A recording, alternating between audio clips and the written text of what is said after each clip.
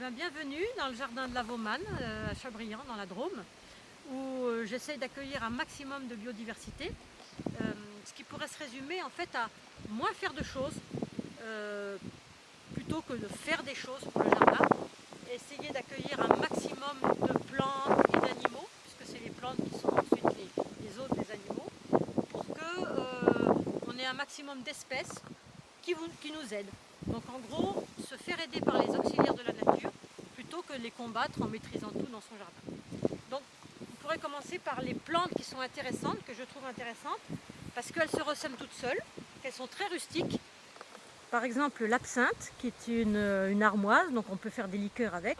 Elle attire beaucoup les pollinisateurs parce qu'elle a une odeur particulière. Donc je la garde, même je lui laisse de la place, même si elle déborde sur la pelouse.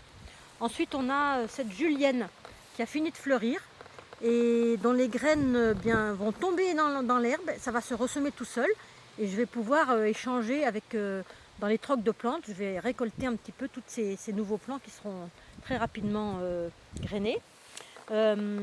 Ici on a des sauges à petites fleurs. Alors ça c'est génial parce que ça fait des boutures très très facilement et ça attire beaucoup les insectes aussi. Ensuite on a une plante un petit peu vraiment extraordinaire qui est la sauge sclarée, qui fait des grosses fleurs de sauge.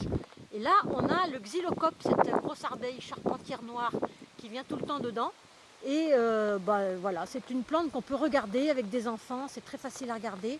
On voit, là il y a une abeille qui est en train d'aller dedans. Et évidemment elle est un peu envahissante, mais bon, on lui laisse un peu de place. Ensuite on a une fleur très très colorée, qui est la coque lourde. Alors les coques lourdes, ça fait une tache de couleur dans le jardin. Et ça se ressème très bien. Et là, quand il se ressème, on voit les petits plants qui sont vert clair, donc c'est très facile à récolter. Et c'est une sorte de haie qui se ressème indéfiniment, c'est très rustique. Au milieu, juste après, on a des gaillardes. Alors les gaillardes, c'est vraiment la plante qui est, comme son nom l'indique, très gaillarde, qui attire beaucoup les abeilles. Et c'est surtout les abeilles qui viennent au milieu. Là, il y en a deux d'ailleurs qui sont dans les fleurs. Et qu'est-ce qu'on a encore? Alors les rosiers, ça peut être pas mal quand les pétales sont assez écartés et qu'on peut voir les étamines. Parce qu'à ce moment-là, elles peuvent être pollinisées. Et donc tous les rosiers anciens, qui sont souvent d'ailleurs assez rustiques et qui sont parfumés, ça c'est des rosiers intéressants pour les pollinisateurs. Si les fleurs sont trop grosses, avec plein de pétales qui ne montrent pas les étamines, alors les pollinisateurs ne peuvent plus y aller. Donc, il y a une petite abeille solitaire qui est reconnaissable avec ses grandes antennes. Et elle fait consciencieusement son travail. Elle va de fleur en fleur, puisque c'est une fleur composée. Donc en fait, toutes les fleurs sont au centre. Et les pétales extérieurs servent à toute la communauté des fleurs centrales. Voilà, c'est l'écolieu qui a déjà été inventé par la famille des composés, qu'on appelle les astéracées maintenant.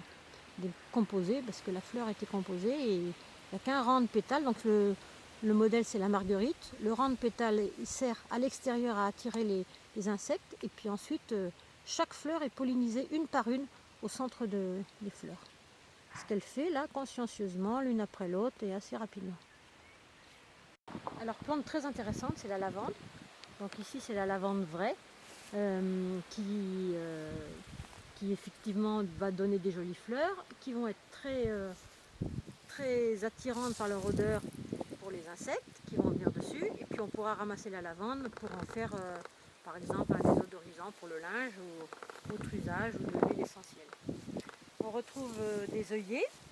Alors ça c'est des petits œillets qui ont été ramassés un peu sur le bord de la route, ou qu'on peut aussi faire en bouture, ça marche très bien.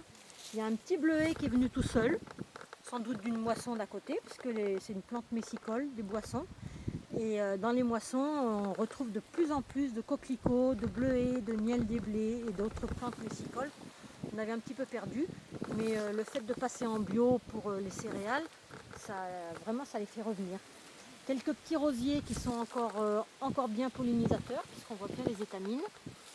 Et puis cette camomille, la camomille du Parthénon, alors elle qui se ressème toute seule, et elle a un grand intérêt, c'est qu'elle attire les pucerons en début de saison. Du coup tous les pucerons viennent se mettre sur les bouts des tiges là où il y a le plus de sève, et comme ça, ça épargne un petit peu les plantes qui sont à côté. Et puis cette fameuse hélichrys qu'on voit dans la nature, qui a une jolie couleur jaune, qui sert à faire, qu'on appelle aussi la plante curry, et qui est aussi bien pollinisatrice. On retrouve quelques gîtes à insectes qu'on a installés au sud-sud-est. Alors ça c'est le modèle acheté, qui est très joli, qui peut se faire en cadeau, mais en fait c'est aussi efficace de mettre juste des petits fagots comme ça, et de les mettre un petit peu partout dans le jardin, plutôt que d'avoir un seul grand gîte à insectes. Surtout que c'est surtout les trous qui sont intéressants pour les abeilles solitaires, et la partie pomme de pin c'est en général pas utilisé. Alors là, l'anthémis du teinturier, on voit qu'il y a une petite abeille solitaire dessus, et ça c'est une plante intéressante parce qu'elle fait beaucoup de fleurs, elle se ressème toute seule, et on peut faire une teinture, donc une teinture jaune avec l'anthémis du teinturier. On a aussi cette plante géniale qui est un peu qui peut devenir envahissante, qui commence à fleurir là, donc c'est la cardère à foulon, qu'on appelle aussi cabaret des oiseaux, parce que dans ses feuilles, il y a le matin un petit peu de rosée qui reste, et du coup ça fait de quoi boire pour les oiseaux. Donc c'est le cabaret aux oiseaux. Puis l'intérêt d'accueillir la biodiversité, c'est aussi de leur laisser de la place, et donc de ne pas tondre tout partout, de tondre par exemple devant les massifs, et de laisser l'arrière des massifs non tondus. Comme ça, ces grandes herbes, ça va vraiment être un refuge pour la faune. Les lièvres pourront gîter, parce qu'en fait là j'ai des lièvres qui sont souvent là-dedans, et ça fait donc vraiment un endroit d'accueil pour pas mal d'animaux. C'est important aussi de laisser de l'eau pour les animaux, pour qu'ils puissent boire. Alors en hiver, on laisse de l'eau à côté des mangeoires pour les oiseaux. Et puis là, moi j'ai un bassin, donc je laisse le bassin se remplir naturellement. Il va se vider progressivement en été. Je peux arroser avec, tant qu'il y a de l'eau. Et puis les oiseaux ou d'autres animaux peuvent venir boire. Et il y a des lézards, par exemple, qui viennent. Il ne faut pas qu'ils tombent dedans. Donc on laisse un bâton toujours pour qu'ils puissent sortir en cas de besoin. Alors, au fond du jardin, j'ai laissé aussi un tas de bois. Donc ça, c'est un peu les restes qui n'ont pas été broyés. Et ça, c'est vraiment un endroit très intéressant. Moi, j'espère toujours avoir des hérissons qui viennent dedans. Pour le moment, j'en ai pas encore, mais j'espère toujours. Et puis, il y a les lézards qui peuvent aller dedans. C'est toujours un endroit voilà, où peuvent se cacher pas mal d'animaux. À côté, on a du lierre qui est toujours le mal-aimé. On croit qu'il faut l'enlever parce que ça va abîmer les arbres, mais en fait, pas du tout. Il grimpe le long des arbres sans l'abîmer. Et en automne, quand on n'a plus du tout de fleurs, pour les abeilles, les fleurs de lierre sont très intéressantes pour leur permettre de faire des réserves pour l'hiver. Donc il faut vraiment le garder.